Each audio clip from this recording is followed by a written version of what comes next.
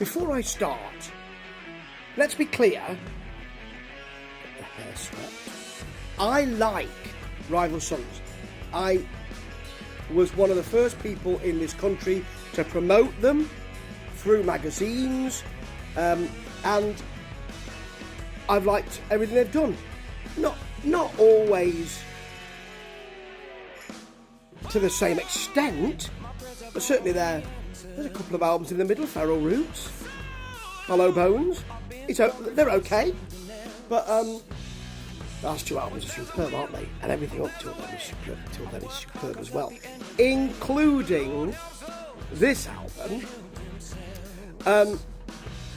Before the Fire, which is part of the Pair of Aces release that they're going to give us on, sonically and also visually. It is a concert that took place in 2021. One of those is curling and the other one isn't. I think I've got too much in there, you know.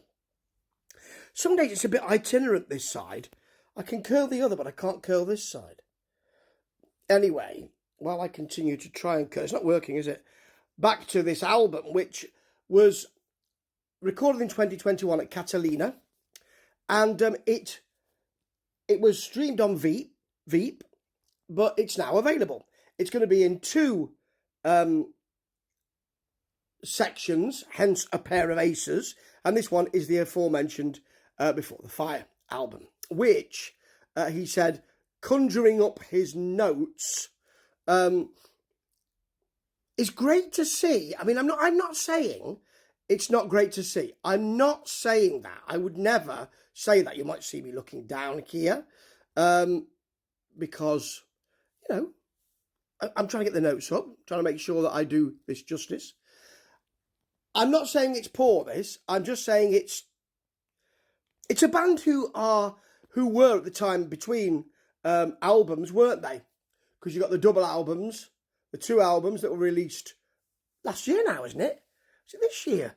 Is it this year? Is it last year? Anyway, they're great, and it's between that. It's 2021, this. So it's a band who are in rude health.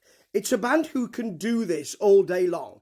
It's a band who know what they're doing and feel their way through. And I remember having discussions with Scott Holiday and with Mike Miley, definitely, about Miles Davis and going so far out that you can't. How do you keep you can do the funky thing and you can do the jazz thing and but you always have to come back. So we had discussions about Miles Davis coming back for his fans in general, but also about if you go off somewhere, you can always come back. Always come back, even funketeers come back. So it's about pushing that as well. But although I really love to hear them, and I see the comments, and this is on YouTube. I see the comments. It's great that they've done that, and you know, this is one of the best rock bands in the world, and it is, in my view, it is. There's nothing that makes you think, well, this is really special, and they do try and make it special because we see from a plane or helicopter shot, it must be, them approaching, or us approaching the venue, which seems a circular venue, a bit like the Central Library here in Manchester. And it is inside deserted. It's like a deserted warehouse. There's a moody feel to this. There's a lack of lighting. There's no audience. It's them sort of set up in a circle, really, with Jay Buchanan walking around in the middle of that circle. And it makes for a little bit of sterility.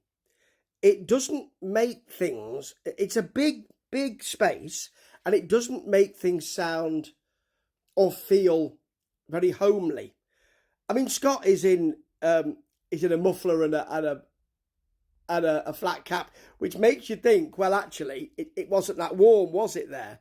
But the band are great. It's all reds, and also I've seen in the second release blues, and there is minimal lighting. It is a bit sort of, I mean, they're like boxers, but it is sort of shadowy, and that's a decision.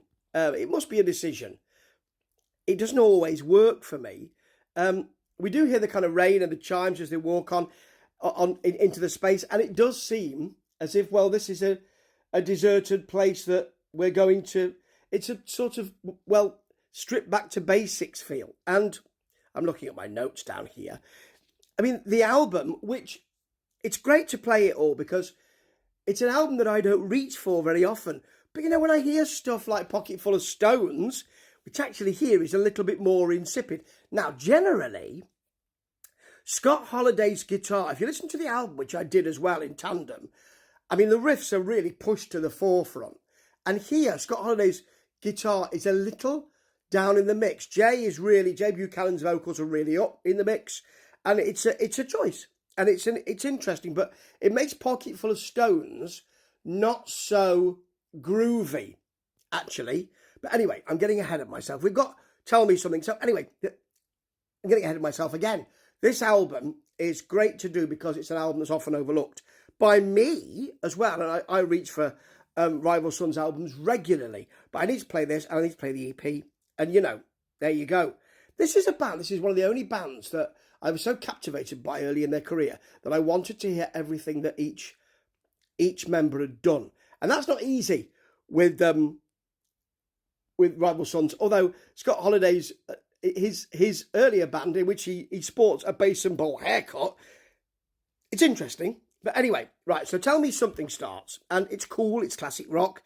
I do love the way that Jay wanders up to Scott and then hits a hugely big note. He's in a shiny grey suit, and it's a 3-piece, I think. Jay, it doesn't really fit with the moody nature of this. Angel is really nicely dirty. It's direct. It's got a lovely slide solo from Scott. Scott slide solo.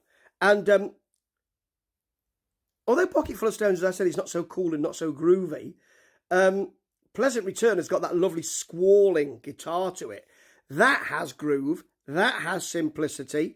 On My Way is nicely filmed with some dissolves. There's not an awful lot of filmic technique here. It's done. I don't know whether or not this was enhanced in the studio. If it's done as live with very few overdubs, I don't know. I'm not a producer, but maybe somebody in the comments will be able to tell me that. But I Want More, which I'd seen separately, and it looked too dark when they released it separately. Here, because it's part of the whole, doesn't look as dark as it did. It's a 10-minute job, this one. So it's a great blues workout. Good gob iron.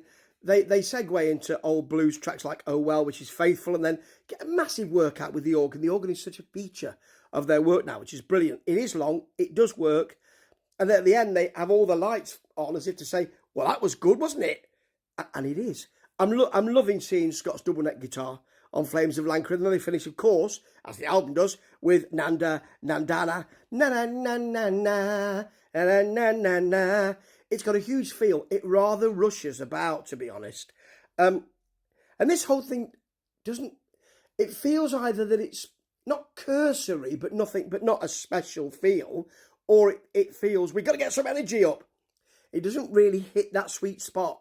But it's a band who are great, and I suppose I'm setting the bar very, very high. And you're bound to, because it's Rival Sons. Ta-ta.